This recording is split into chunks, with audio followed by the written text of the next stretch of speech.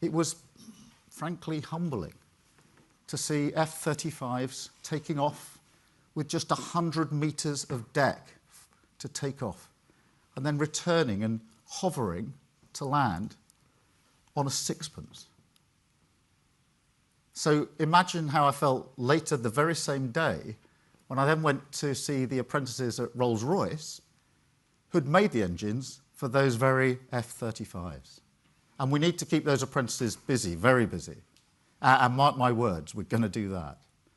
With the most ambitious programme of work to secure and rebuild our country since 1945. Take an example. Today I can announce a £563 million contract to maintain Britain's fleet of Typhoon fighter jets, the backbone of Britain's air defence. Proudly part of the flypast for VE Day that you may have seen on Monday. All 130 Typhoons will have their engines maintained by Rolls-Royce, supporting hundreds of jobs in Bristol and beyond, defending British airspace, helping a new generation of service come of age. And just imagine what that means for a young apprentice aged about 18, entering into the workforce with a good job. The pride of that work, that's a pride I understand from my dad, of knowing what you do, what you make, matters. The pride of following in the footsteps of local families who've been the backbone of their communities for generations. The grandchildren of the young men who fought on the beaches of Normandy, now the submariners on a Vanguard-class submarine. The descendants of the codebreakers at Bletchley, now learning the skills to build a new generation of nuclear submarines in Barrow. And the pride of stepping into our national story, so those who follow us can say, we also rose to meet the moment.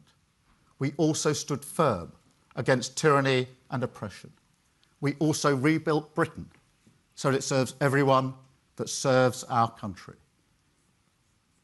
Because on VE Day, 80 years ago, politicians of all parties and stripes understood that a people who'd sacrificed so much were owed a great debt. And the truth is, people today are too. After years of being buffeted around by insecurity and uncertainty, they are owed the same security, the same prosperity and peace of mind, a good home to live in, a well-paid job with strong rights at work, an NHS that's there for them when they need it, all underpinned by the foundation of national security.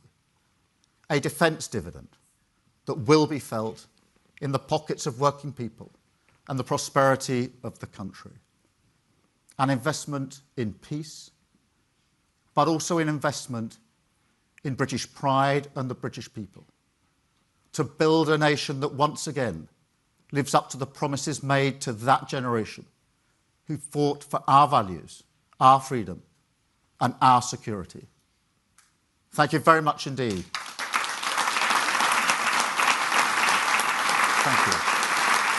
Good to see you. Thank you.